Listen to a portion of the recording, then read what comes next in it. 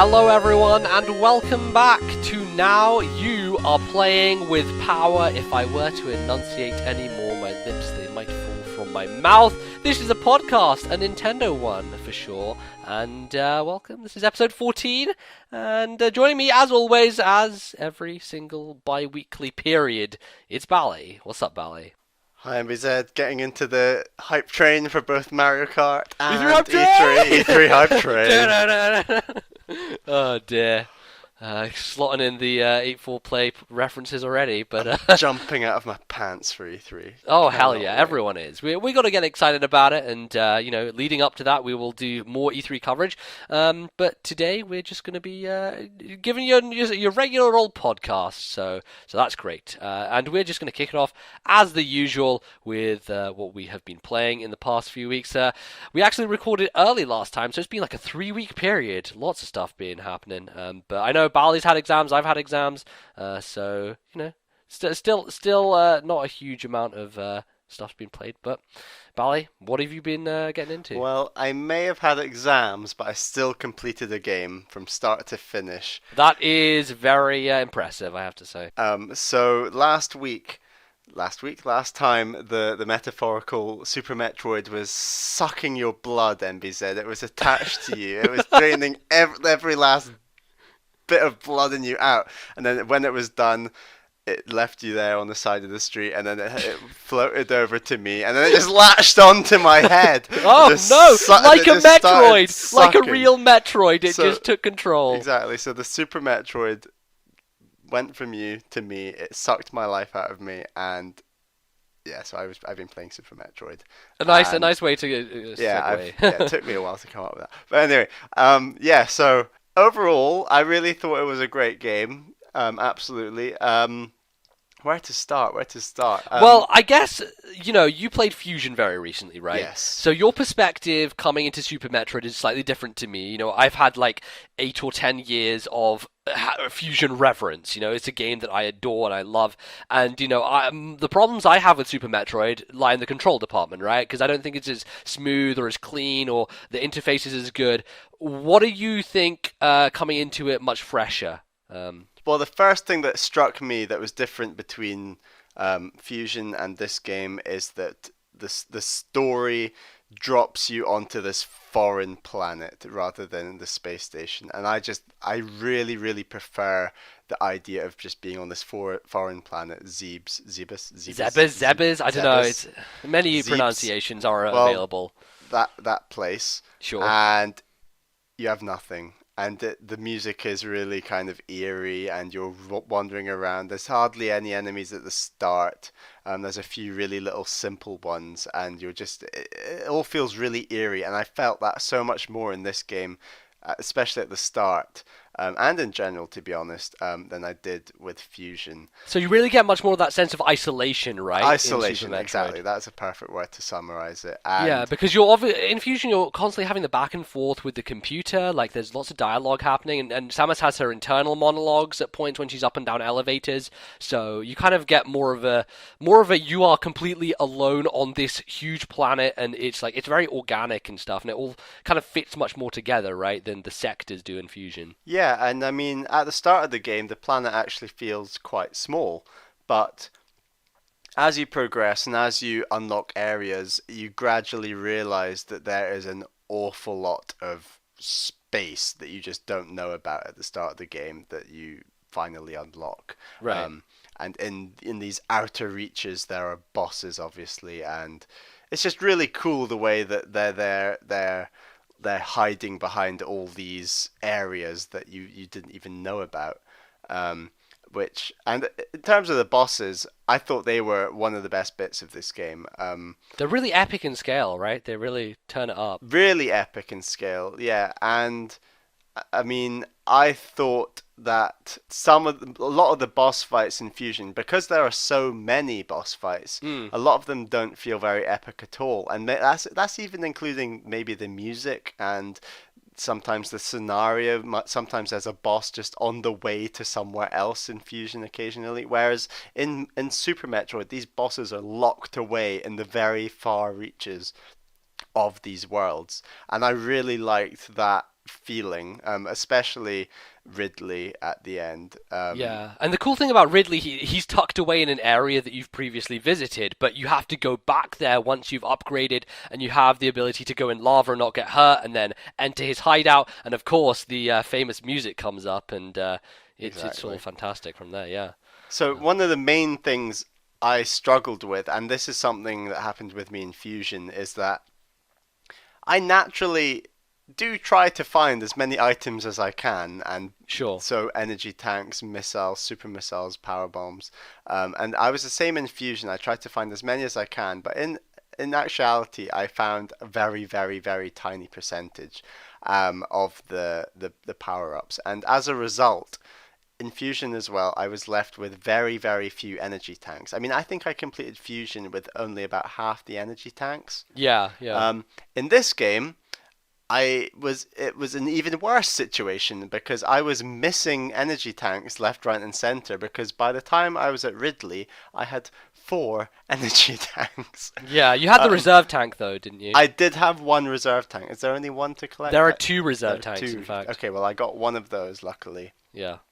Which doesn't actually add a whole lot more. I mean, it maybe adds like 80 more health, I think. No, I think it's a full 99. Oh, is it? Yeah, Okay. yeah. Well, it will activate like a fairy in Zelda, right? Basically, as soon as you hit 0, it'll refill Yeah. it back up.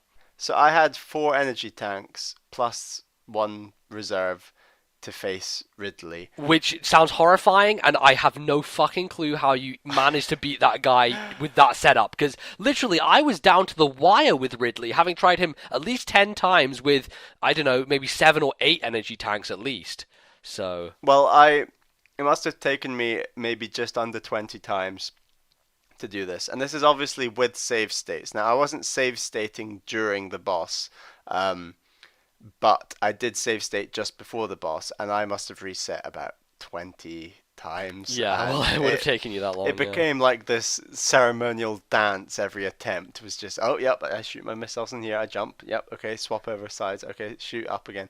And it just took a really long time. But you just get it down to a science by that point, right? Yeah, exactly. It's basically just muscle memory and repeating patterns and learning patterns, right? Yeah, absolutely. And wow, yeah, like felt really intimate with Ridley for sure. Yeah. I mean, it was weird.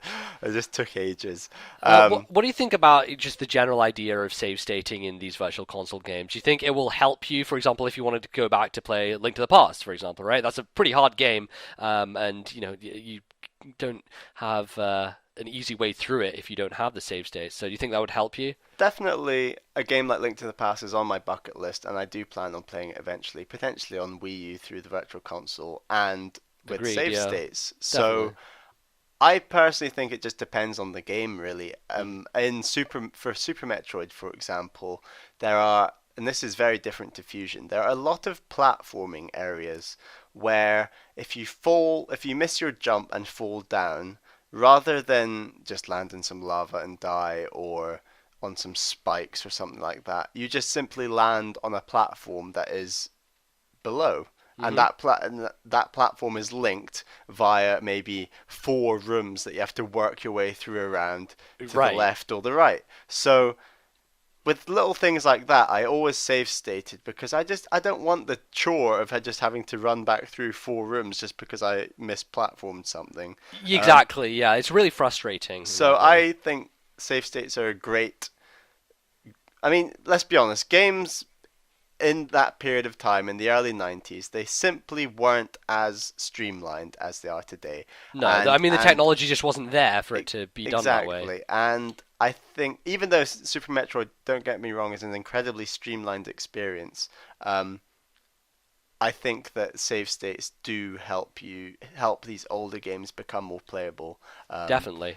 I agree that they would make them easier, but I don't think they break the game. Because ultimately you still have to play the same game through to complete it. You're not actually gaining anything. You're just saving time, basically. Right. I call it much more of a time saver than anything else. It just helps in that way. So yeah, that's great. we didn't really mention about, how I talked last time about Super Metroid, my issues with scrolling through the different weapons. You were mentioning to me that you kind of enjoyed that there were a distinction between normal missiles and super missiles and that kind of stuff. It wasn't so much even between the two types of missiles, it was especially the grappling beam. I thought that was a really cool item. Um, I was really surprised that there wasn't one in Fusion, to be honest, when I played Fusion. But I Yeah. just really think it's well implemented. It's enhances many of the platforming areas. It's just really cool, and it's obviously an iconic weapon for Samus as well. And Well, it's part of her Super Smash Brothers lineup, yeah, isn't it? exactly. Her And I moveset. think it's just a really cool weapon, and I don't know whether I prefer Fusion's more streamlined weapon selection, well, or Super Metroid, because I must admit I do like the way that you have lots of different items to use, and I especially like the X-ray vision. I think that's a really cool item that helps you so much at the end of the game. Obviously, Definitely. didn't help me to get more energy tanks, but Yeah. so yeah, I just think it's a nice system to be able to scroll through these items. I would say that it's important to remap the button from select, because that's a really silly place, especially on the Wii U gamepad, to have it. I mean, I played this game entirely almost with the Wii U Pro controller, which I've been using a lot recently. Yeah, I think that helps you a lot. And I remember because I was round at yours playing Mega Man 2 on that thing. It was really comfortable, and I thought it was a great controller to be using. And I think that actually, if I'd played through Super Metroid with the Pro controller, I would have had an easier time. Well, if it's in my defense, I'd also add that I defeated Ridley on the gamepad. Okay, well, Yeah. So I just got up one morning, I think it was a Saturday morning, and I was like, I'm gonna fucking defeat Ridley. And then I just got this up is and a I just day to fucking kill some yeah, dragon. and God, I just burned like a whole battery just trying to defeat that. Oh my To lord! defeat it. Oh Wow. God, it was good though. It was good, great fun. And that's the great thing about the gamepad is just you just wake up in the morning, Next to the sit bed. in bed, and you're on the gamepad. And you're playing a full Super Nintendo game. It's really nice. It's great. Yeah. So overall, I think Super Metroid, considering this game came out in what, 1994, I two, believe so. I think it's 94. Yeah. 94. It's unbelievable. It is really cool game. Like It feels so ahead of its time, right? absolutely. I mean, we play a lot of Smash Brothers, and we know, even though we didn't used to play certain games, including Metroid.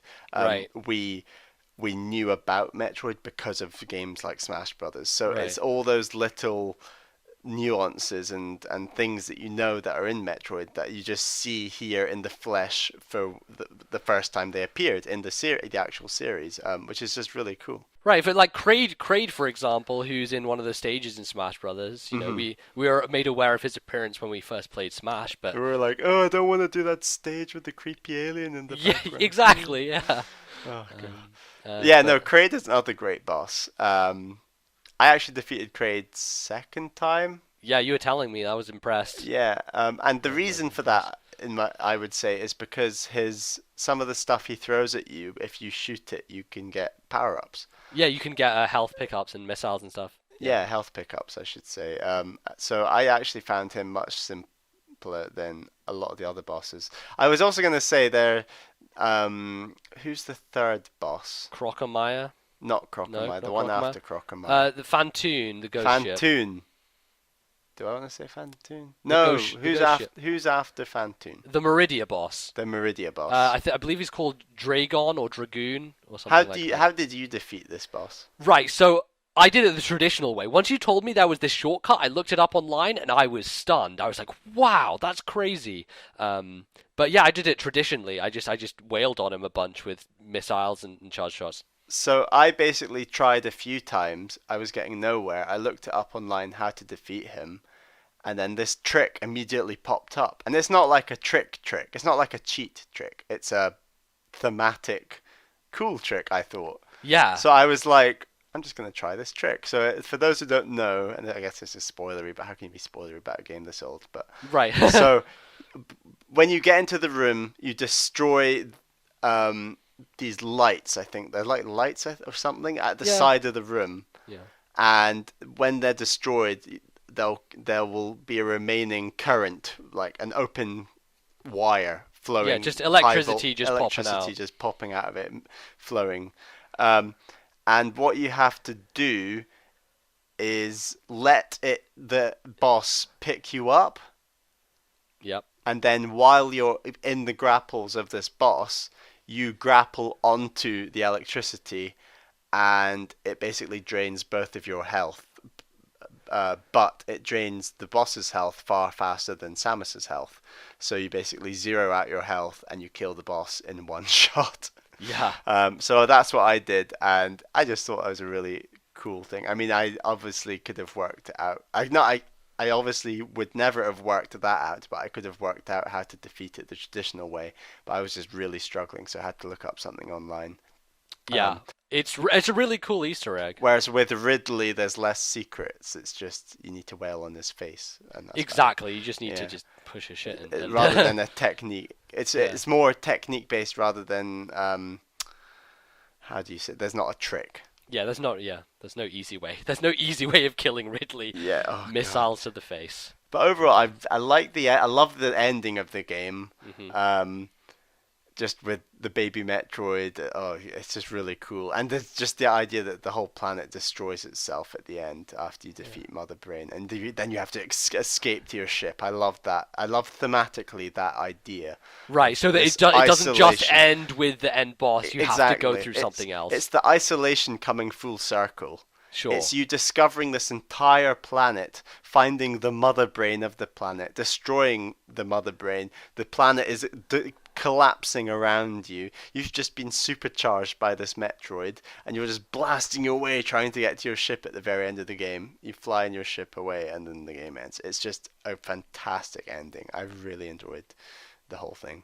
Exactly, and I mean, limited hardware, an old game, but it still gets that message across extremely effectively. And I should say I only paid 30p for it. Absolutely. Exactly. This was back during when Nintendo were doing a promotion for the 30th anniversary of the Famicom, and Virtual Console stuff was hitting really, really cheap. So a great pickup for some. Excellent. Well, there you go. We've talked Super Metroid to death, I believe, but it is a game worthy of such chatter. So such epitaphs. Many indeed.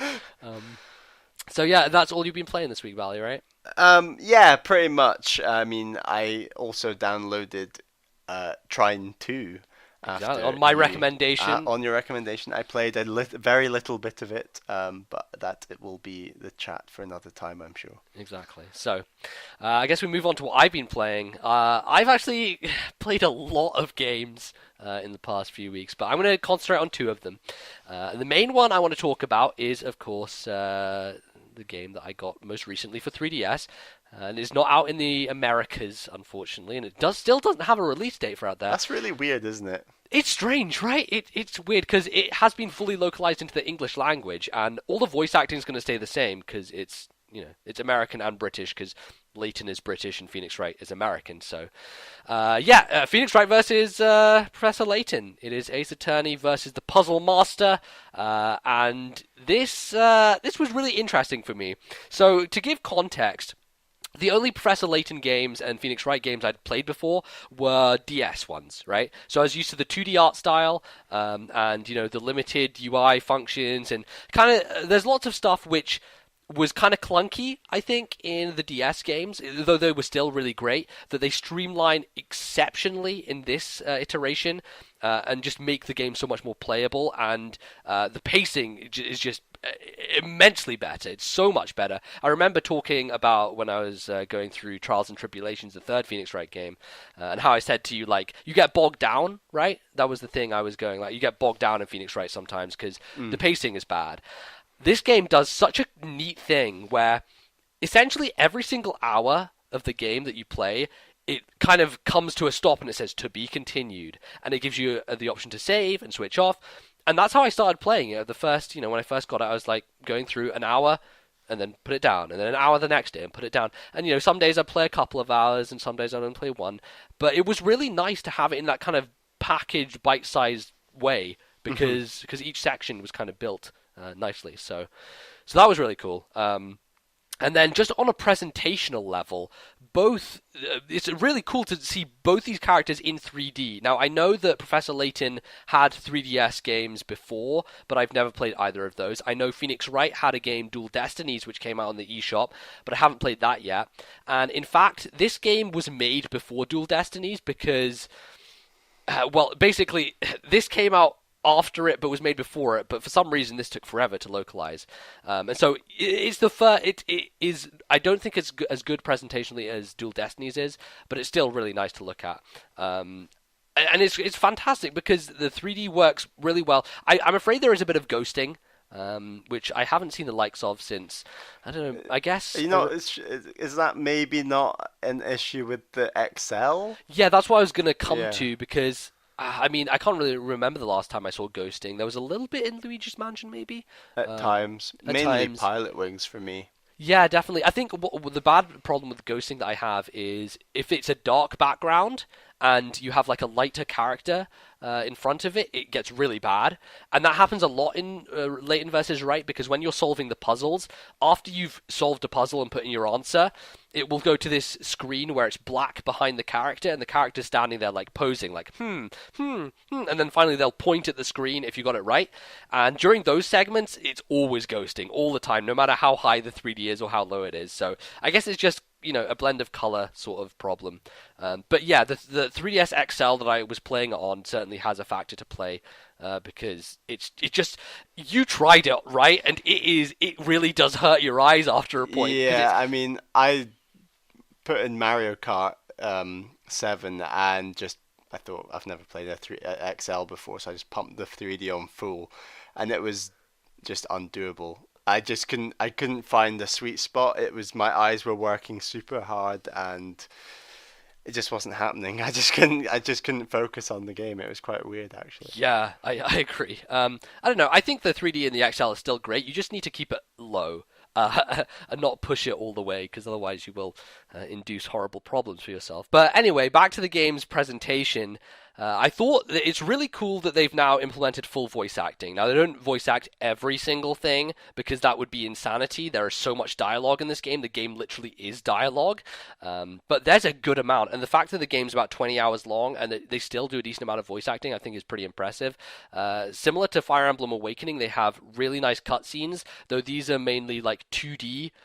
They're basically animated cutscenes as opposed to like 3D models, and they're great as well. So there's a nice balance there between that stuff, and it helps to change the pace now and again, because otherwise you're constantly reading, and that can wear on you at some point. So every now and again, hearing the characters' voices come in and injecting some more life into the game itself is great. And I did play the entire game with headphones on. This is not the sort of thing that I could play while listening to a podcast, because it's story driven, and there's dialogue to read, and I couldn't concentrate on two things at once. Can you do that? Is there any way for you to listen to a podcast while also playing a game that involves story? Never. No. Never. I try and keep podcasts even strictly to very kind of bite-sized games like Mario Kart, Pilot Wings, that kind of racing games are great for podcasts. And mind-numbing. Well, the second game... Mind-numbing games. Yeah, the second game I'm going to talk about, is very good fit for that. But yeah, so I was fully concentrated on it and put my full attention into it. And I think, to be honest, I would actually recommend this game as a first entry for someone who's interested in Layton and who's interested in Wright. Because I think both series share a kinship, and there's similarities there. What were you going to say? I'm just going to say I'm desperate to, at least try either of these series. So if you're saying that it is so if it's a good beginner game for both the series, I'd definitely be keen to try it. Right, and the reason I say that is because not only do you get a taste of both worlds, so you get an idea of the gameplay styles, but I think the game is actually a lot easier than the previous entries, which means you're not struggling through and you're not getting stuck on puzzles and being annoyed by them, or not being able to figure out what to do in the court case because you're being held back or whatever. It just helps you to concentrate fully on the story and just not stop, right? There's no blocking point. It allows easier access. How much do the games overlap in the sense that, okay, so say in a Layton trial perhaps, don't you have to like uncover bits of evidence? So would there be like a Layton-esque puzzle to try and uncover a bit of evidence for a trial that was about to happen? Or am I just making... Right, well that's kind of what you would think, that they would mesh up the gameplay styles, right? But they keep it quite distinct. They do keep it distinct. There are a couple of times where you'll be in a trial with Phoenix Wright and there'll be a Layton-esque situation thrown into it, but that happens a bit rarely, and it's nice. I like that they do that because it makes it fresh and interesting. It's like, oh, I've never seen this before, and they kind of just pepper it in there.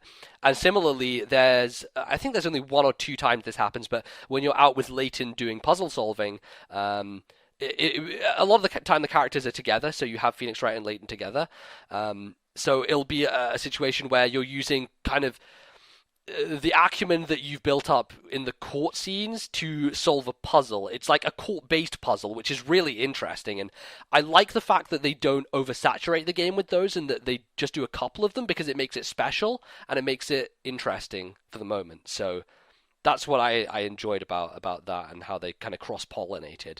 But for certain, yeah, there is a good balance between the two, and you're never really pandering after like, oh, I've spent too much time wandering around the town doing puzzling stuff, or I've spent too much time in the court. It's well paced, as I said before. So that's great. And the other thing I would just want to say for getting into the series, so Professor Layton is known for the system called hint coins, where when you're exploring the world, you can look around each area that you're in to find these hint coins, and if you're stuck on a puzzle, you basically pay a hint coin, and it unlocks a thing which will help you out with the puzzle and try and get you closer towards figuring it out and what's going on. What they've done in here is they've made the hint coins available to you in the court cases as well.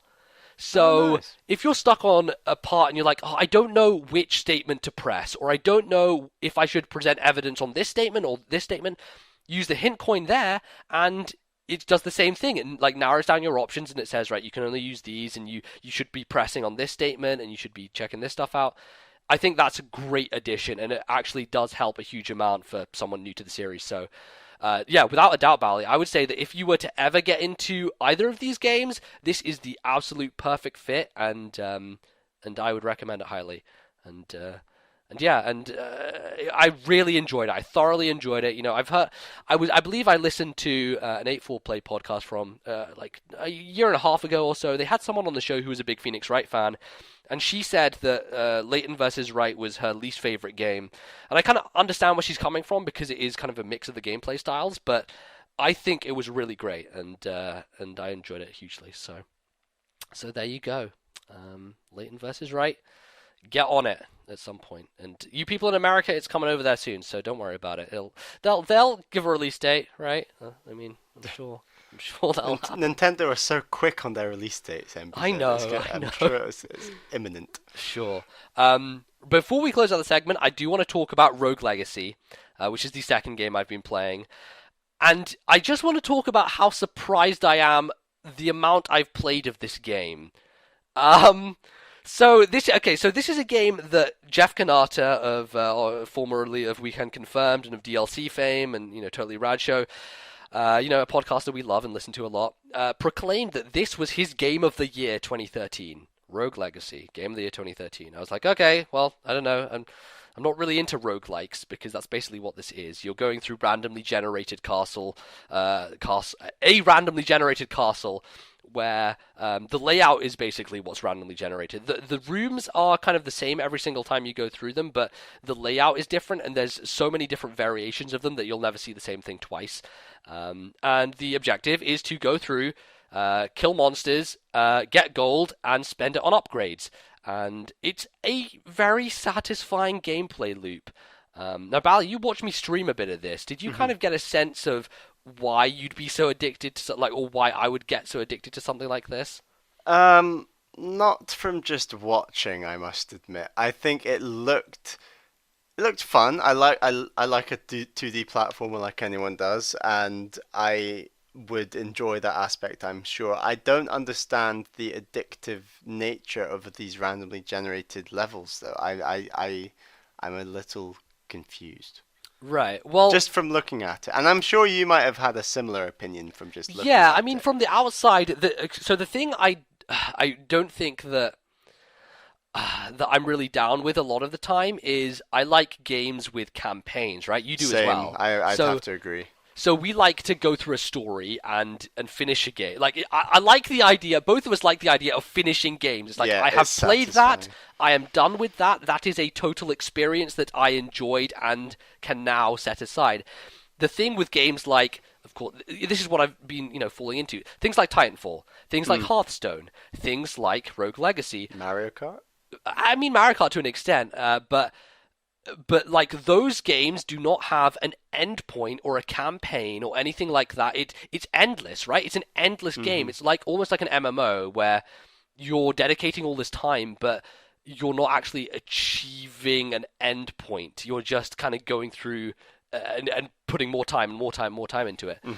And I'll admit, yeah, that's something that kind of drives me away from some games. But in the recent months and recently, the games I've been trying out and doing different things with, like Titanfall and Hearthstone, and now with Rogue Legacy, I've really kind of got the idea of why people are into them and why it becomes so satisfying. And I don't know if it's anything that I could, articulate, but there's just this feeling of I want to go back and level to a degree. Like, I think all three of these games have experience systems where in Titanfall you're always unlocking new guns. In Hearthstone you're unlocking new cards. In Rogue Legacy you're unlocking new equipment and better loot and all that kind of stuff.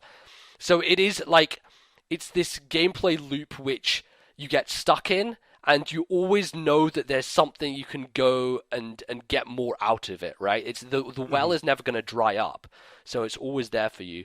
And particularly with Rogue Legacy, it is a very good podcast game, and that's a lot of the reason I have been playing it, because I listen to a bunch of podcasts. And why you now have a podcast drought. Exactly, that's why I don't have any podcasts to listen to right now, because I've been playing Rogue Legacy while listening to all of them.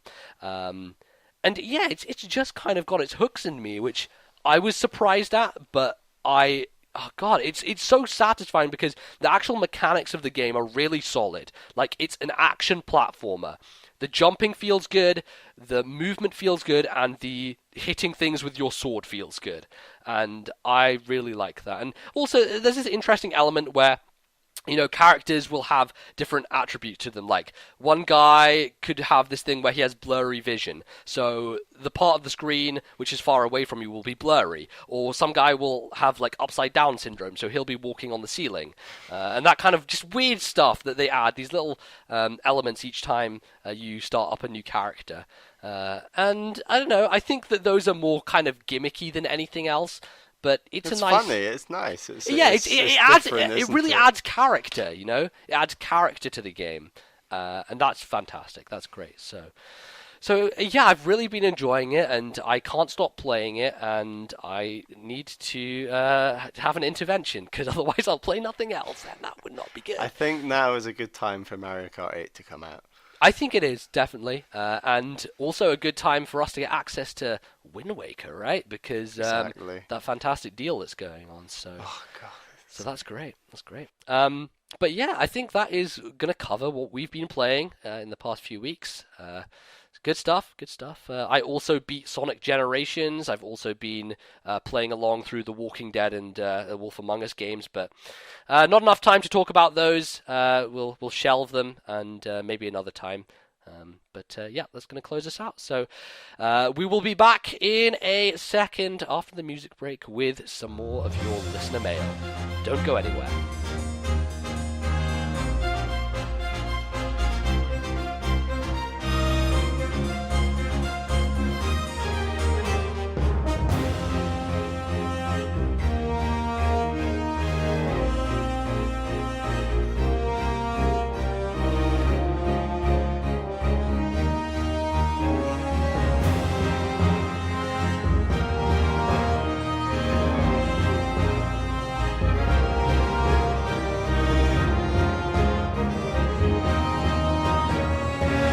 And we are back with the second part of our show. As usual, we're going to be covering all the listener mail that you've sent to us.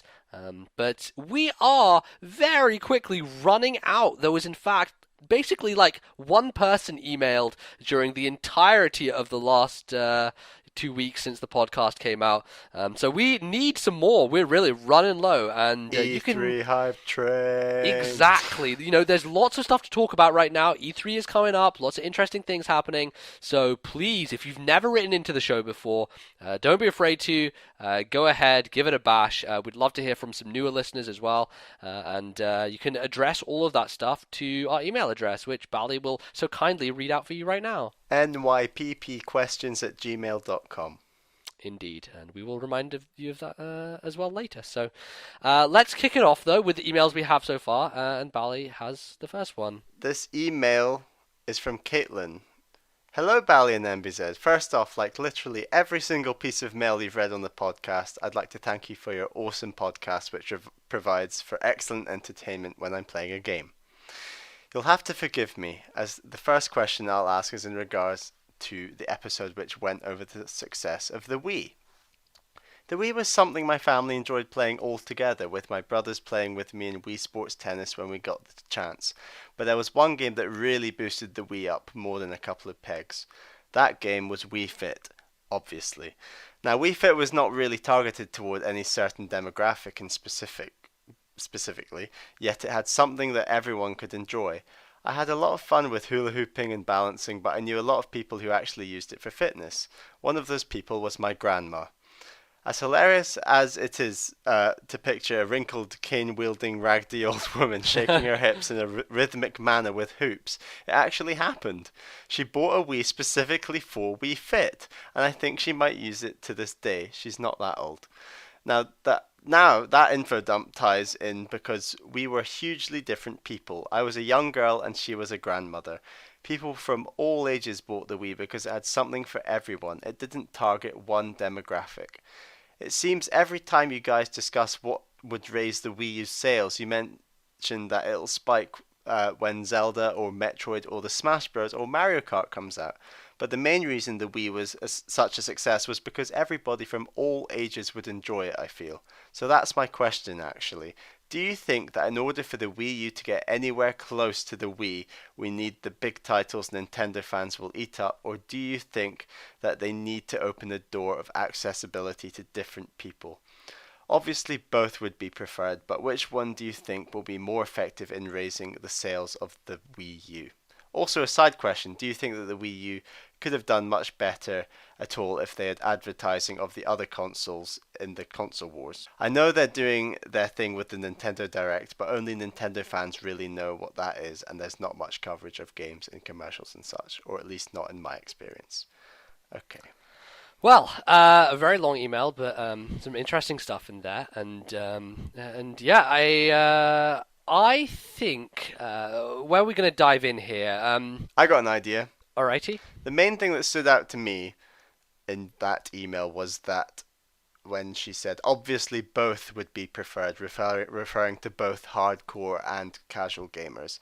Sure. I think that was the biggest mistake of the Wii U, because when it came out, it was the way it's designed and the way it was marketed were to appeal to both, and I don't think it is possible to appeal to both necessarily, because I think the second you call it Wii, you're obviously appealing to the casual market, because that was mainly what the market was for the Wii.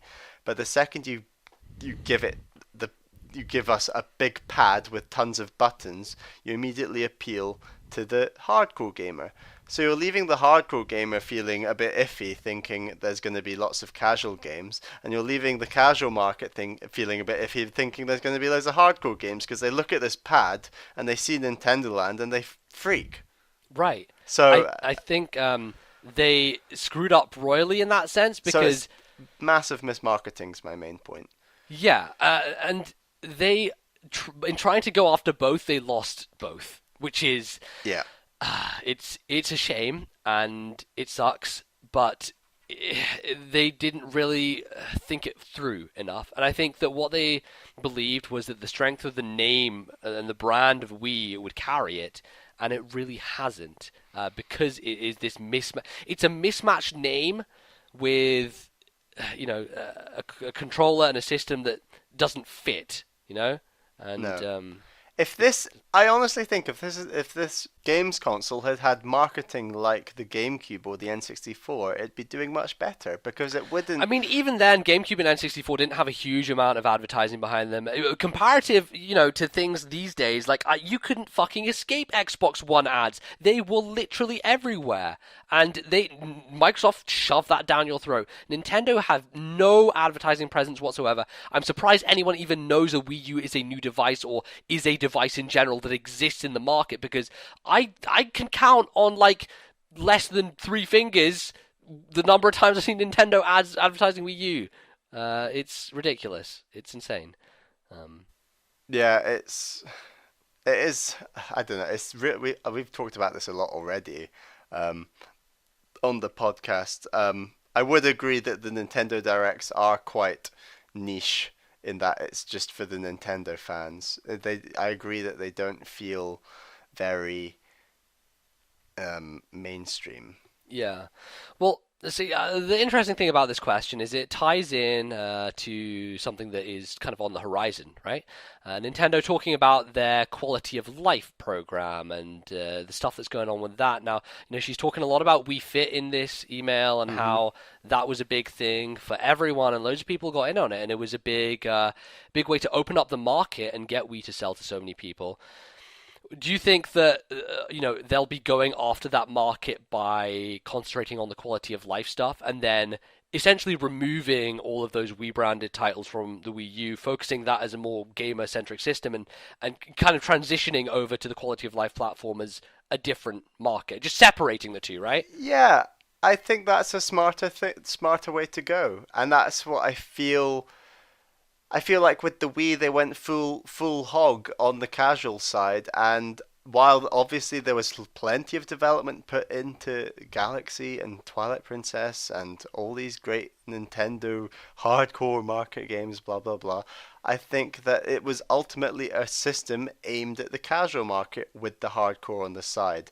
The Wii U was designed and marketed as trying to do both. So I think the idea, like you suggested, NBZ, of cutting losses and the Wii U trying to become marketed as the more hardcore and potentially have a new system for your grandma Caitlin, that is fixed around this quality of life idea. I think that's a nice idea. I think that it's a mistake to try and overlap these markets, which they tried to do so blatantly with the launch of the Wii U, and it really backfired, and they're learning their lesson the hard way. Yeah, they're just trying to be the lords of everything and the master of none, and it's not worked. Clearly, it really hasn't. She mentioned, how Wii U sales will spike when Zelda or Metroid, or we've mentioned that will happen, that those will spike. And I think that's certainly going to happen. But at this point, it just seems like, that will definitely help the Wii U along. But I don't think that there will be a casual title that comes on the system and sells gangbusters. But interestingly enough, Iwata made comments this week where he was saying it will only take one game to turn around Wii U. That's what he said. He said it'll only take one game. And to a degree, I mean, he's right. There is that possibility. That's not out of reason. That's not a thing that could never happen. But I think it's unlikely. And I think that it's probably not going to happen. As great as it would be if a killer app could come out, I'm not sure that it's going to. So, for example, I read something this week that Mario Kart 8 is predicted to be the worst selling Mario Kart of all time. Right. And there is no way that it is going to be the worst Mario Kart of all time. And that just shows that Nintendo have mismarketed the console it's coming on, and they've just mismarketed the whole thing, because it's ultimately going to be a fantastic game. It's going to be a big improvement on the Wii version. I mean, we'll obviously give you all our opinions when we've played it, but it's looking to be, in my opinion, the best Mario Kart yet, maybe apart from Double Dash. So I think that it's just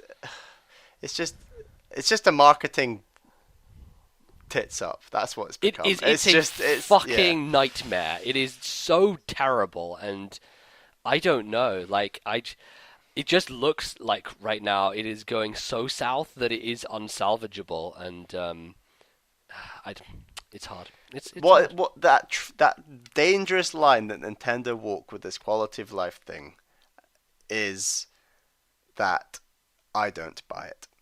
Is that I as the main Nintendo fan think this quality of life thing they're about to announce. Now I'm kind of into my fitness, so if it's fitness related I might actually try it. So that's maybe one anomaly. But if it's this whole quality of life thing, maybe something like brain training, that kind of improving your life and making it some smoother or whatever. I'm scared that if they turn me off to that kind of system, then if they miss out on the mainstream market that all bought Wii's, then it's going to do even worse than the Wii U, and that is a scary prospect. Yeah, I can't really agree with that point because they're not focusing on you. I think it's a deliberate thing where me and you are not the target audience for this quality of life thing. But weren't we ultimately, weren't the people who are already going to get the Wii, surely they had some impact on stemming the hype for it?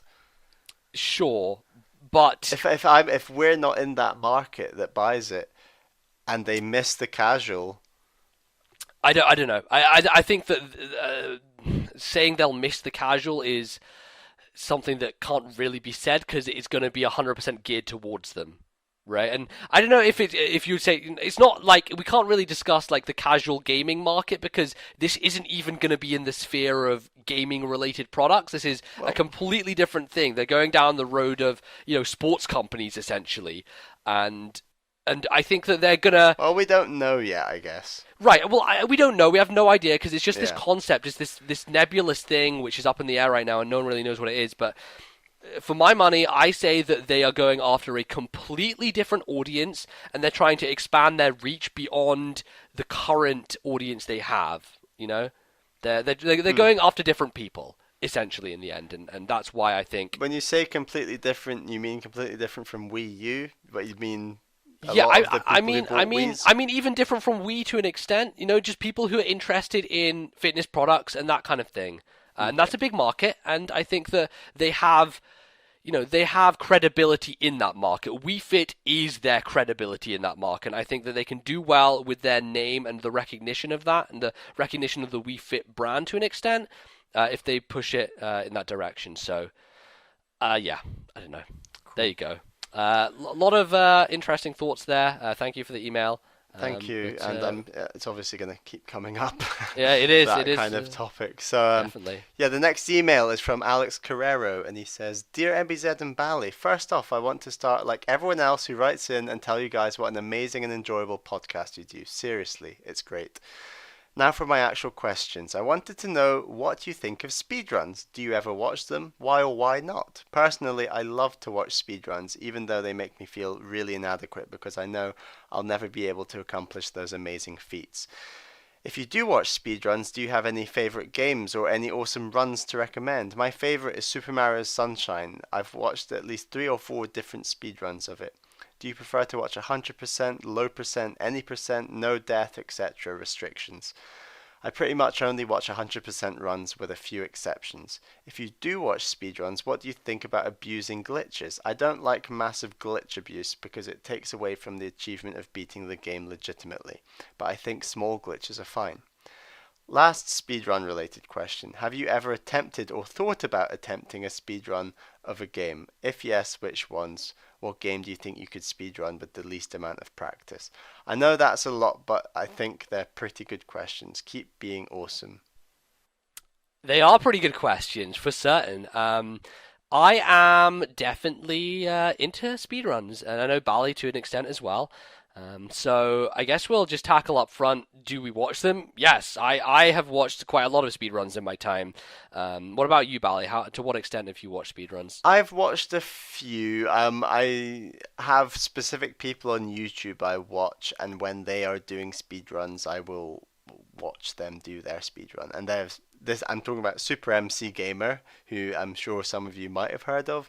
Well, his favorite game, like me, is Wind Waker, so he's a very big fan of speedrunning that game, and he's currently been doing a lot of speedruns of A Link Between Worlds. So yeah, when he tweets that he's streaming, it's something I quite like having on in the background.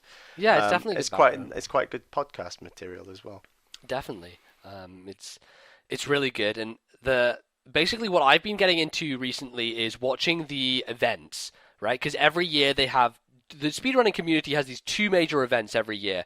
There's Awesome Games Done Quick and Summer Game. I think it's Summer Games Done Quick. So one happens at the beginning of the year, and then one happens in the middle of the year. So every 6 months they have this thing, and it's just this. Basically, all the speedrunning community gets to like a hotel, and they like rent out all these rooms and live stream essentially for like a week straight or like a few days straight of just people speedrunning different games and talking about them and just all this great stuff. It's really a fantastic event, and you can find all the archives for them on Twitch, and there's links to them on Reddit and stuff. So they're really easy to access and watch, and I usually don't really watch while they're happening, but in the months following, I'll just go back and dip into them and watch some speedruns. And the ones that I really like watching are the games that I enjoy playing myself. So, things like Metroid Fusion and Super Metroid and all these classic Nintendo games and Zelda games as well.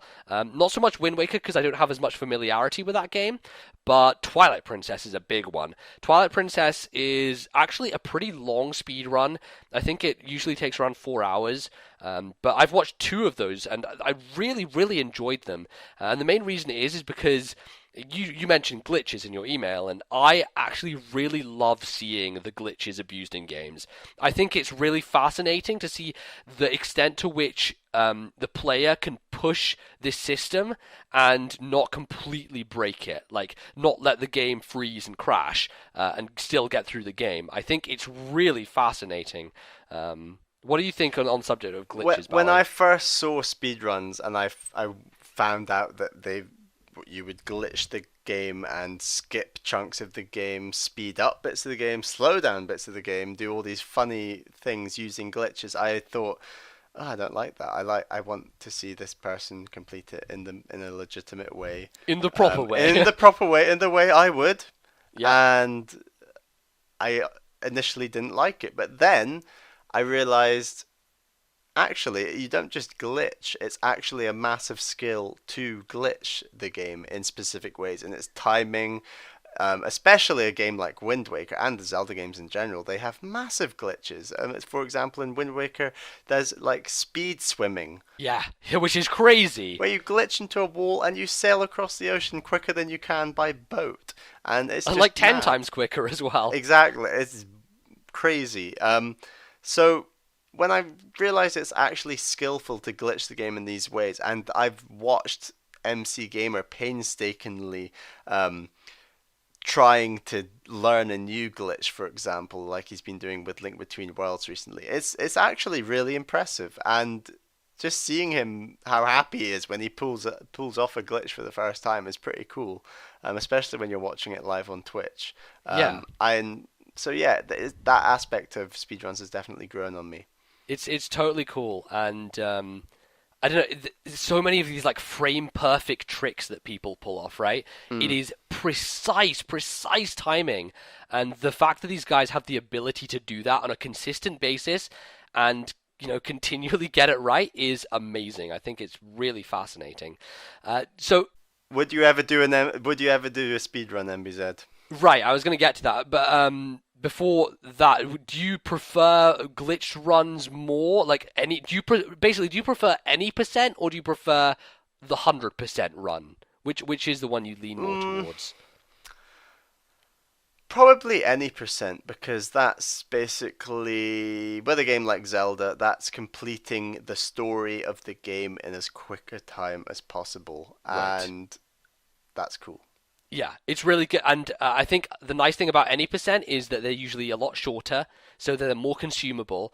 And for example, like currently the Ocarina of Time world record and the route that they have for the any percent run of that is like 18 minutes at this point in time, which is insanity. And if you tell someone like I can beat Ocarina of Time in 18 minutes, like it's crazy, it's ridiculous, but it can be done, and through use of all these glitches is crazy. So that's great. Getting on to the question of what game we would speedrun, I think there's no question for me. I would speedrun Metroid Fusion. I've actually watched, recently I watched a Fusion run through, and it was 100% run through. And that was really, like, there's not many glitches in Fusion. There's maybe one or two, and they're really minor ones. And I don't mind watching non-glitch runs as long as they're really well done and they're games I enjoy watching.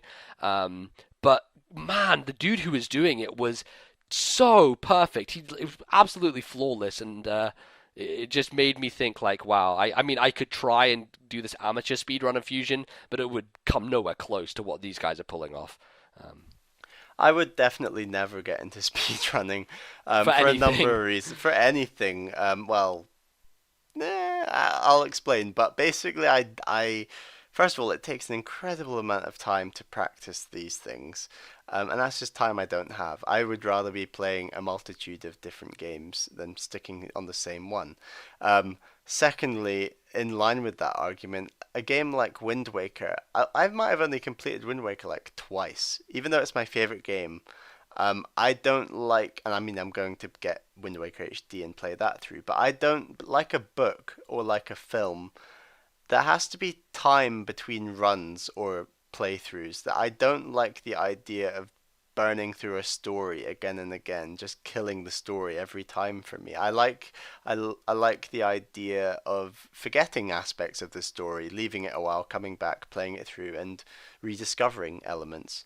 Sure. I like, you wouldn't read, well, some people would, but I wouldn't read a book 4 times through back to back, like within the space of maybe, I don't know, half a year, a year. I've read some books multiple times, and I like to do it over a long period of time, so that I forget parts, and it's more a more enjoyable experience, because I don't Fresh, yeah. Yeah, it's not, playing games isn't like, I don't view games in the same way speedrunners do, I would say. Yeah, I think like to be a speedrunner, you have to be a very mechanics-focused gamer anyway, and like the games that I would try and speedrun, like the 2D Metroids, are like pure mechanics. Like there is story elements there, sure, but they are super mechanic-focused. And I play through Fusion every year. Like that's just a thing I do, and I don't get bored with it because it is just the feeling and the controls and that kind of thing, as opposed to going through the story. But what if you played it every week? Yeah, like that. Yeah, that is the thing where if it got to that point, I think it would start to wear on me. So yeah, I do agree that it's too much of a commitment, far too much of a commitment at this point. But yeah, I just want you to give an answer though. If there was a game that you had to speedrun, if you had to choose one game which you would speedrun, which one would it be? Wind Waker, because it's my favorite game. Okay, cool. It's a really popular speedrun as well. Loads of people love the Wind Waker speedrun. So that's awesome. That's great. But yeah, we'll be playing that soon anyway. So. Oh yeah, absolutely. So excited. So we got another question from Chris, who's also called World's Boss. Indeed. Dear NBZ and Bally, been loving the podcast. I recently left a review on iTunes to say thank you and convey my enjoyment of the show, and thought I'd email you a few discussion points that have been on my mind for a little while, although at the time of writing I've only listened to the first, 10th and 11th ones. Okay. So if any of these have been discussed already, then feel free to miss them out. Question number 1. A few months ago, a rumor was spread around the internet that Nintendo would be bringing out a series of remakes of their classic titles for download-only release, titled the Reimagined range. To my knowledge, that's a terrible name. To my knowledge, Nintendo have yet to confirm or deny the validity of this rumor. But my question is the following. If Nintendo were to remake any of their games in glorious HD, which would be the most appropriate in order to see a healthy financial return? Wind Waker HD has been met with a positive reception. However, other likely candidates, Mario 64, Ocarina of Time, Star Fox 64, have already received remakes on the DS and 3DS respectively. Okay, should we address this question first? And Yeah, then let's get do the on other with ones? that then. So it's an interesting concept because I think Nintendo have a fantastic back catalog to abuse for HD remakes, especially of GameCube and Wii games. Which ones would sell the best though? Which ones would make the most bank for them? Sunshine.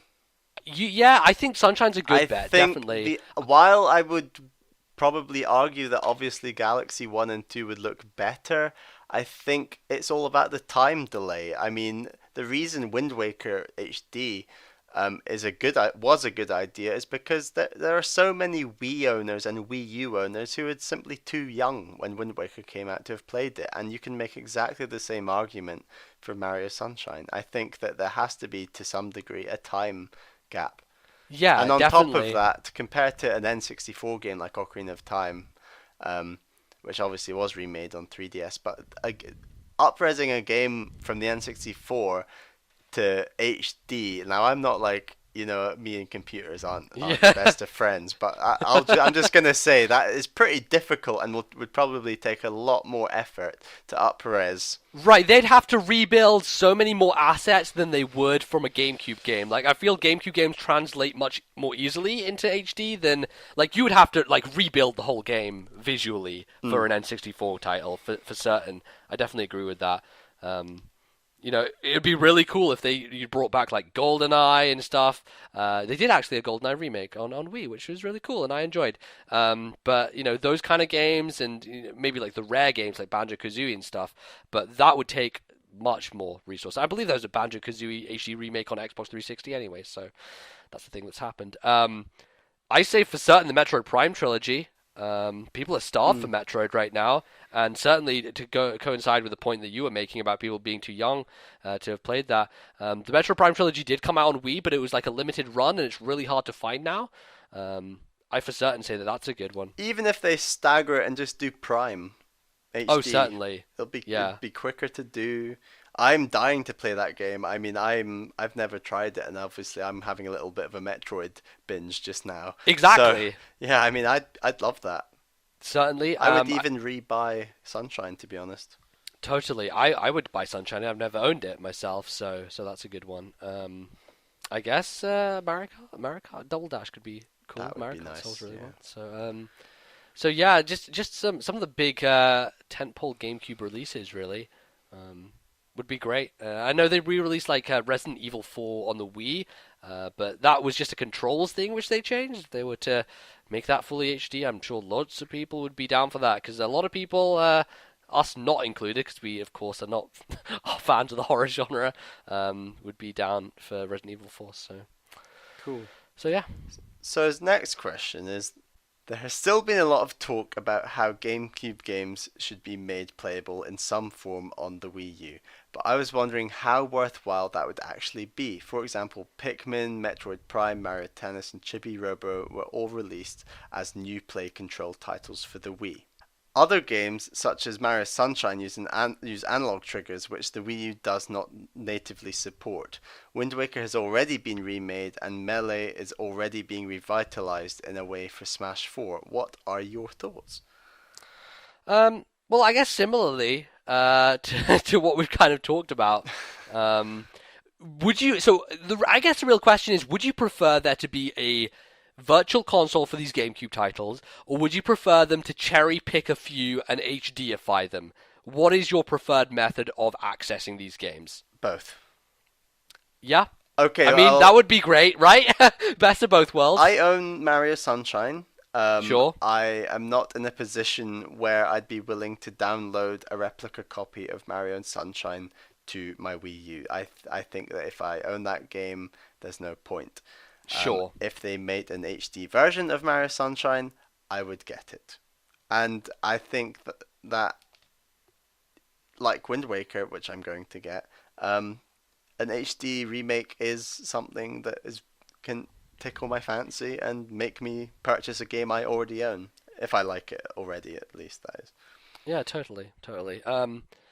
Yeah, I agree. I think that going for the best of both worlds would be great. I think Nintendo are definitely much more leaning towards giving you HD versions as opposed to giving a virtual console because, first of all, they're going to make a better return on the investment because they don't have to redesign a new game, but they can sell like it was a new game, and for I guess minimal development time, get their money back. Whereas if they were to put out a virtual console, obviously the games would be cheaper. They would be making a healthy profit, but they would not make as much, I think, as if they cherry-picked them and took them out. And I mean, we don't even have DS games on Wii U yet, or let alone N64. So, the likelihood of Virtual Console GameCube happening anytime soon is pretty low. They could surprise us at E3, and maybe that's the thing, but yeah, I definitely think they're going to go the way of the HD remakes, and cherry-picking those titles would be really cool. So yeah, keep them coming. They're great. Exactly. So the final question from World's Boss is: it's been discussed that Miyamoto is working on a new Nintendo IP, which I am thrilled about and can't wait to welcome a new Nintendo franchise to the gaming scene. My final question to you guys is this: what genre or even type of game should this IP be? Many would argue that they need a few more hardcore game series, similar to Metroid in turn. However, I assume it would have to also be such that it could fit into Smash Bros. Without invoking a Solid Snake-esque cringe at the conflicting themes. You'll probably hear from me again if I come up with anything else in the coming weeks, but keep up the good work. Hoping you'll find time to discuss my questions. But so that was World's Boss. Okay. This is a question lots of people have asked many times.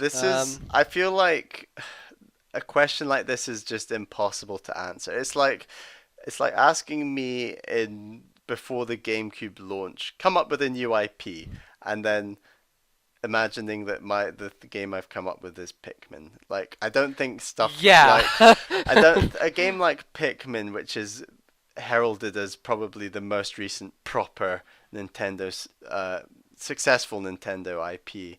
Although it's not really. I mean, hardcore-wise, sure. Like, I mean, if you want to talk successful new Nintendo IP, the entire Wii brand. Oh yeah, series, I meant hardcore, but yeah, sure. What I should have said.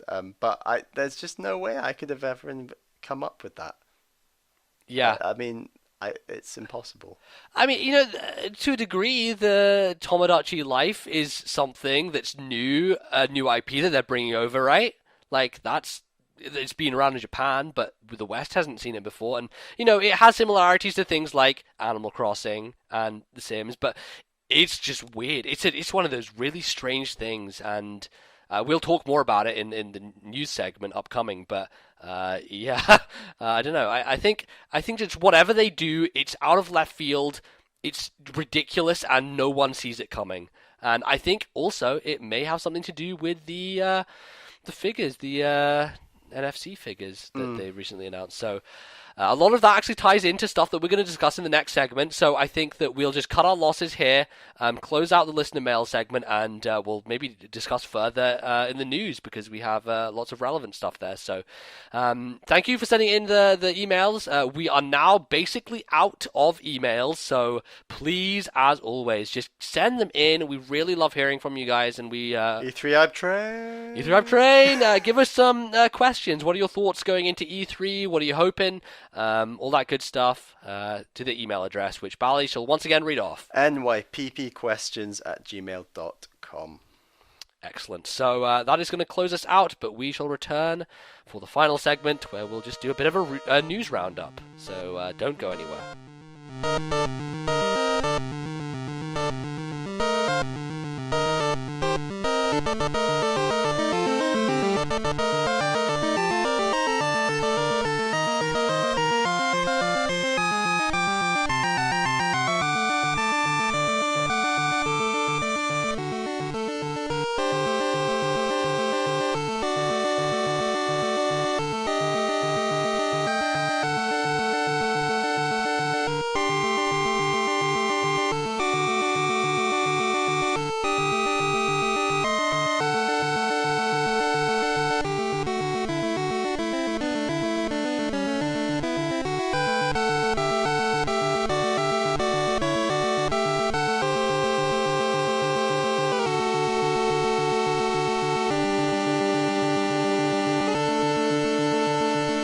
Welcome back to the podcast. We are going to move into our third and final segment, which is going to be covering just some recent news. There's lots of Nintendo stories going around at the moment, and I thought we'd just hit a few of those and kind of break them down. So I believe we're going to kick off with the financial situation that Nintendo have been in. So obviously, end of the fiscal year, all things happening and reporting of issues with their finances, and it turns out that Nintendo have had a pretty massive loss.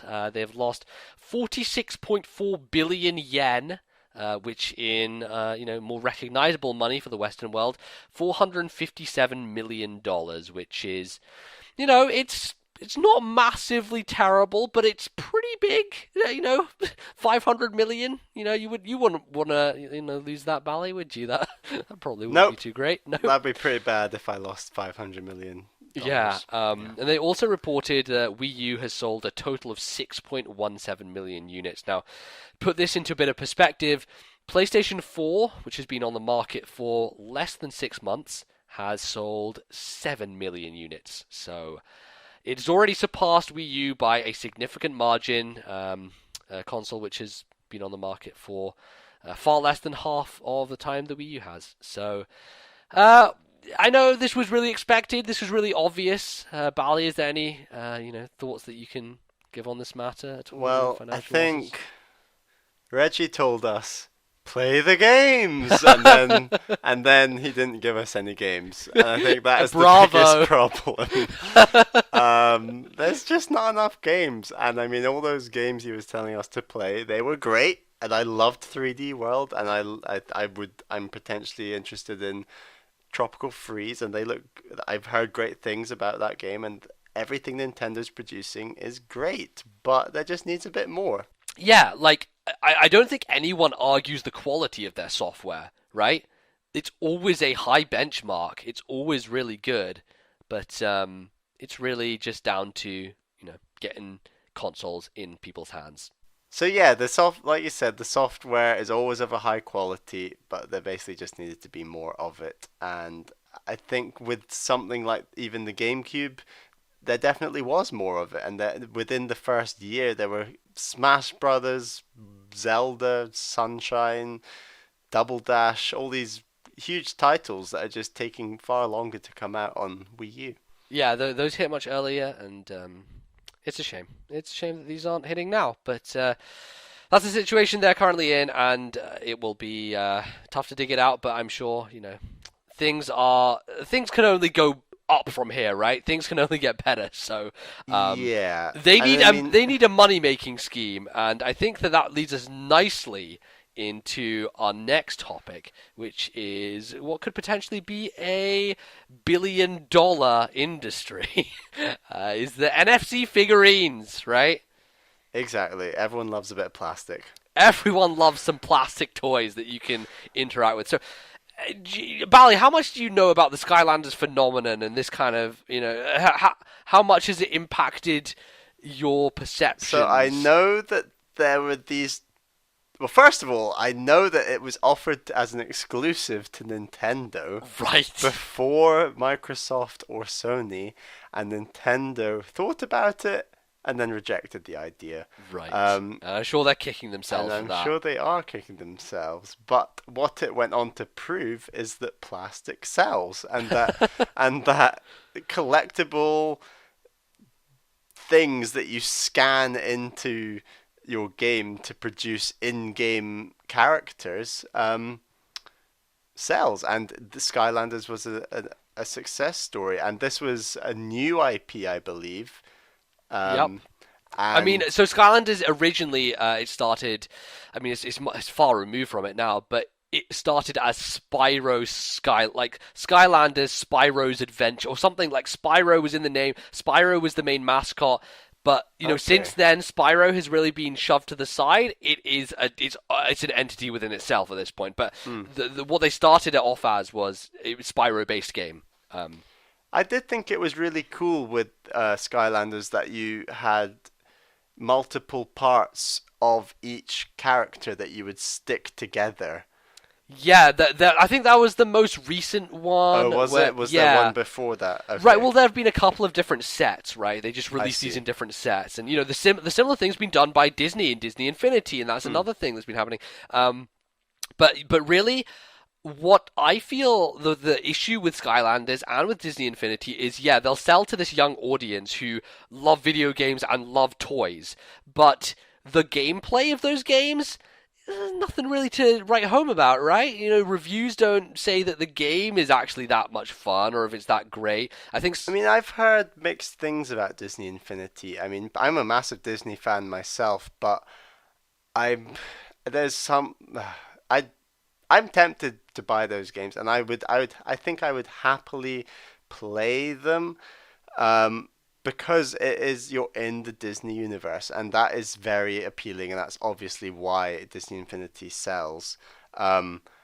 I think combining the idea that you have these strong Disney characters. I mean, Nintendo are always compared to Disney in Definitely. having strong characters, Yes. that are iconic and industry changing. You could argue Mickey Mouse, Mario. These characters, they're huge. Yeah. And that is the selling point of these games, combined with the plastic figurines that you scan into your game and they interact. And I think that it proves that Nintendo is maybe gonna get on the right lines. Yeah, so the point I was eventually going to make is people say that the quality of the actual games is not that great.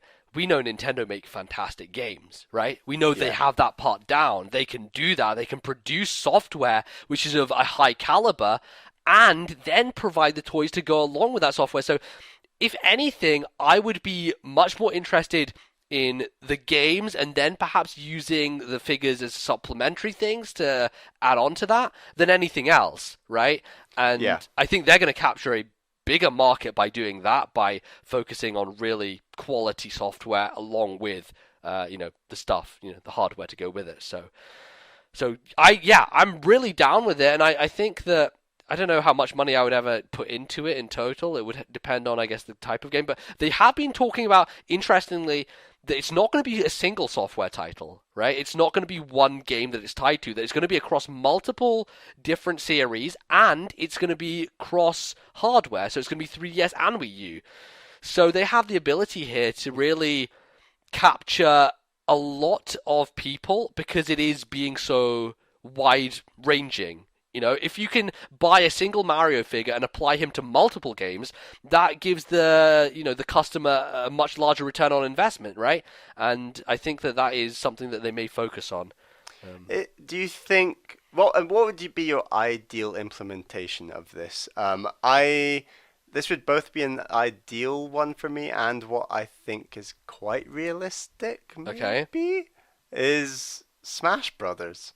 Sure. And unlockable characters, that's an obvious example. Unlockable characters, but when you mentioned cross-platform, so 3DS, Wii U, it's the obvious game that stands out in my mind. It is, yeah, it definitely is. And obviously they haven't released Smash Brothers yet. There's plenty of time for them.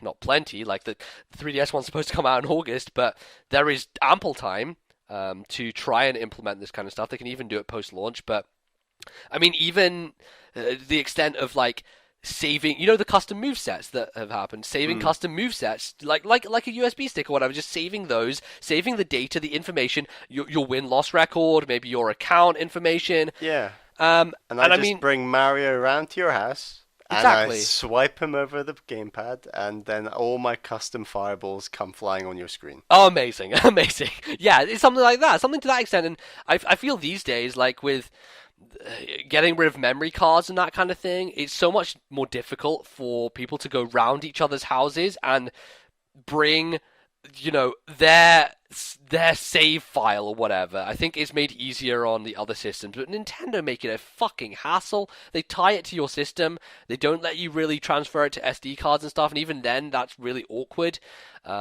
Maybe doing that kind of thing and tying it to the figures would be cool.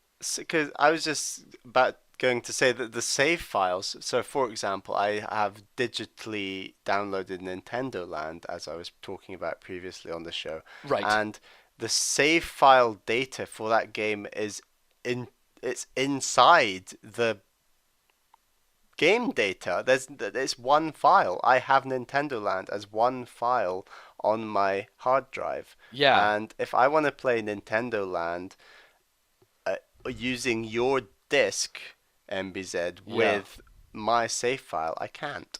Yeah. It's strange. It's really fucked up. But with discs, I can, because I still have a save file for 3D World that I can put onto a USB or something and bring to your house. But I can't if it's in the game. Anyway, Sure. I'm sidetracking the conversation. No, but I mean, it's a bit weird. We get that. So, I guess the NFC figures is a real enigma at this point. I don't know what they're going to do with it and what's going to happen, but that's certainly something maybe you could email us in and chime in on, because there's totally a load of possibilities out there, and I'm sure that E3 will bring us more news on that situation. So stay tuned. We'll keep talking about them because it's going to be relevant for a while. So talking about relevant and talking about social commentary to some degree, let's talk about Tomodachi Life. Not social commentary. According to Nintendo, they weren't trying. What a fucking clusterfuck. My God. This is a PR disaster on every level. It is ridiculous. So, I'm sure you've heard the story by this point, but basically revolving around Tomodachi Life and how, you are not able to have same-sex relationships within the game. And kind of fueled by the fact that in the Japanese version earlier, Nintendo had removed a glitch which enabled people to have same-sex marriages. And, this wasn't any kind of malevolent move. This wasn't something that were like, oh, fuck you gays, get out of here. Like, that's not what this is about. They had to get rid of it because it was breaking the game. Like, that was a problem that was, if it didn't get fixed, it would screw up people's save files, and that's not what they want. So it was a glitch. It wasn't implemented from the beginning, but it has kind of created this, this problem where people thought that they had taken it out of the game, and they hadn't actually. It just wasn't there in the first place, which, in this day and age, in this world, still, it's an egregious thing to do. Is when you have a game based around relationships, to leave something like that out is glaring. And I don't know if it's to do with culture or whatever, but it does seem to me that in Japan they're not really thinking about things like this as we do in the West. What's your take on it, Bally? I did a bit of research when we talked about this, and it does turn out that socially speaking, from a same-sex marriage perspective, I worded that badly, but they basically don't have same-sex marriage in Japan, and to some extent it is more conservative than many areas of the Western world, mainly Europe, North America. Right. But on top of that, while there are elements of Europe that are very anti-gay marriage, in the same way that there are very many states within the United States that are anti-gay marriage, the vast majority of young people, and ultimately people who play video games, are entirely in favor of same-sex marriage, and that is ultimately the market that they are appealing to, and it's just a massive balls up. I mean, I tweeted this earlier in the week, but for those of you who are fans of Eurovision, you'll know that a drag queen won Eurovision, and this all happened in exactly the same week as all this Tomodachi Life same-sex marriage issue blew up, and it just added the salt to the wound. It did, yeah. That the world, the Western world, specifically Nintendo, one of Nintendo's big markets, is accepting same-sex marriage and same-sex relationships, and they're just fucking it up a bit. Yeah, and so I think the thing which just was the worst was their response to the situation. I think. Oh, absolutely. I don't think this would have been such a big deal if they had responded in a way that was appropriate and that explained things rationally. But we should say that there was build-up to the response. There was like campaigning on Twitter, right? Right. It was a campaign that was grown from NeoGAF, a hashtag which was hashtag #MeQuality, and they were kind of basically approaching Nintendo and they're saying, we really like this in the game. Is it possible? Not really being attacking or anything, just trying to coerce them into saying something. And And Nintendo just made the worst response possible by trying to completely back away from the issue. They made it they made it sound like the worst thing ever by saying that Tomodachi Life was not social commentary, which is just it just stinks of their inability to understand how these things work these days in the Western world. It stinks of the old Japanese dude in the business suit who doesn't fucking know how to respond to this.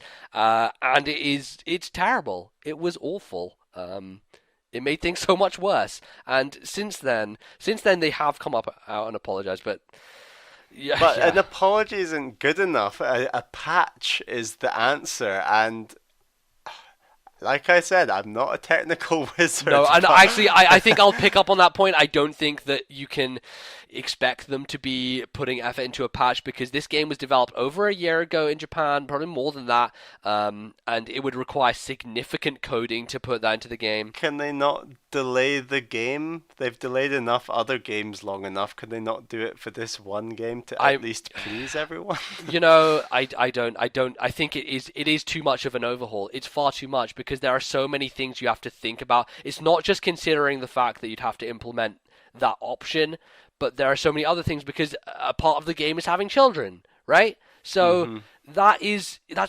even harder to implement when you're thinking about that stuff. Like, how do you do that within this game and code it in and still make it appealing to a young? Because this is focusing on a younger audience, really. To be honest, like to do that is kind of difficult, I think, and I don't know. I don't blame them for not being able to go back and change it, but they apologize and they're like, we'll do this in the next one, but it was just horrible. It was handled terribly, and it was a royal fuck up. So, bad times for Nintendo. They need to sort themselves out and not get into this kind of mess. It's not good for them. It was like Nintendo's in the media spotlight, but for all the wrong reasons. Yeah, like this hit like main news site. This hit like the mainstream, which was crazy. I was shocked. Listening to a British politics podcast talking about it. That's how ridiculous. In depth. Yeah. They had a 15-minute discussion on it. Yeah. Amazing. Well, there you go. The final thing we want to touch on is Nintendo trying to kind of cover up the fact that they had horrible losses and be like, oh, yeah, I know, we lost money. Have a game. But Pokemon, by the way, Pokemon sells millions and millions around the world, and X and Y was really successful. It's the best-selling 3DS game. By the way, more Pokemon, right, guys? Pokemon. And they announced the remakes for Ruby and Sapphire. So, not going to spend too much time on this because there's literally no information on it. But they are basically remaking the third-generation games in the X and Y engine, in the 3D engine. And it seems like it's going to be pretty cool. There's a little bit of gameplay, Kyogre and Groudon. It's not even gameplay, it's like a cutscene of them coming out of the water. And some cool box art. And that's pretty much all we know about it. So, not much to really say. Bally, what's your interest level in any way for Ruby and Sapphire remake? I'm interested, but I mean, if I'm going to get a Pokemon game, it's definitely going to be Pokemon Y. But even though I don't buy, I'm probably not going to buy it. It's nice to have successful games on the market that sell systems, and that's ultimately what these remakes are going to do, and that's a good thing. It's great. And do you remember too much about third gen? How was your experience with it at the time? I really enjoyed third gen, yeah. And we not recently, it was almost a year ago now, watched Nintendo Capri-Sun having his very first experience of Pokemon through third gen. So that's what's most recent in my mind, and it's a good gen. Yeah, Hoenn great. It's really fun. Yeah, I think it's very underappreciated by a lot of people, mainly because there's so much nostalgia for second gen and those games that people felt a little bit let down maybe by the third gen games, but they were still great. And I think a lot of the complaint was too much water, right? The world was so covered with water, and maybe they'll sort that out and do some stuff with that, but we'll have to wait and see, because that is coming out, I believe, November this year. So it's a holiday title. It's their big 3DS holiday title, which, if you're going to get a game out for the holidays on 3DS, Pokemon's not too shabby, gotta say. And I mean, you definitely implied it earlier when you said, but hey, look at this Pokemon, but this was definitely an E3 announcement that they had to bring forward. Maybe. You don't think so? So the reason I'm hesitant on that is because traditionally Pokemon has never been an E3 game in its entire history. No, because it's too Japanese. Well, no, yeah, the exception was last year when they showed some X and Y stuff, but they'd already announced X and Y earlier in that year. Yeah, the thing with Pokemon is every time it's announced, it's on the Japanese TV shows or through Japanese magazines. It's traditionally done through those routes, so it's not really an E3 thing. So maybe they were holding it and they kind of decided just let it go early, but I more think that, it was more planned to be a Japanese release thing, but they had to get out early of that because of the financial results. So there you go. I think that's pretty much it. That covers a lot of what we have been talking about, all the news, and it's pretty much our show. So I guess we're going to close it out by plugging ourselves and talking about stuff that you can go do to help the show. So Bally, why don't you plug away? Come follow me on Twitter. It's great fun over there. You can follow me at Ballyman91, BALLYMAN91. And I've been posting quite a bit on Miiverse, actually. So, you have indeed some nice Super Metroid screenshots and good stuff there. Yeah, Nintendo Land as well. If you thought my tweets were dry, just wait till you get on to Miiverse. But yeah, no, follow me on there. That would be really great. It'd be nice to have some more followers. Indeed, and you can do the same for me. You can follow me at Lordnbz on Twitter, and Lordnbz is the Miiverse as well. Nice, brand consistency there. No different names. It works. It works. It's a good thing to do. We plan these things. Exactly. So, before we go, keep giving us some ratings. Exactly. Yeah, I was just about to say, if you enjoy the show and you'd like to see, it grow and get better and better and all that good stuff, review us, rate us on iTunes. It's really appreciated. We haven't had any the past couple of weeks, but get on there, do some solid writing, and we would be super appreciative of it, and we'll give you a shout out in the next show, which is always great.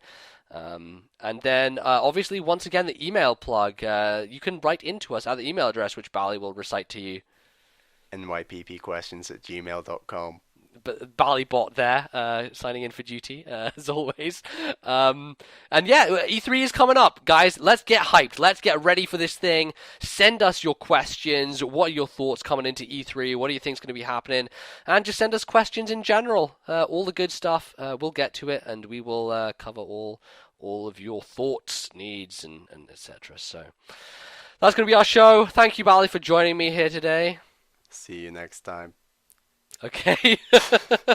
Well, I guess Ballybot's going to close things out as well. We'll see you in a couple of weeks. Until then, thank you for listening. Goodbye. Bye.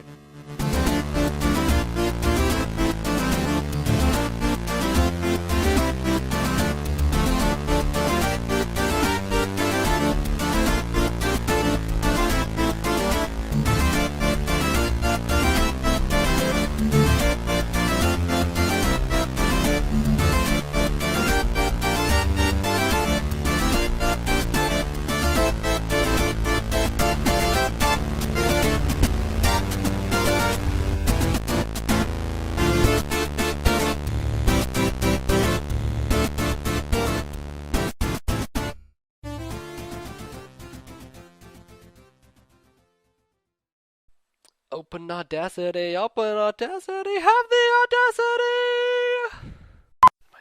Let's not bother clapping. Let's go. Yup! Yup! Mine? Alright, claps time. Time to clap it down. 3, 2, 1. Yup! Fucking damn it, I'm joking. I had to get that in there.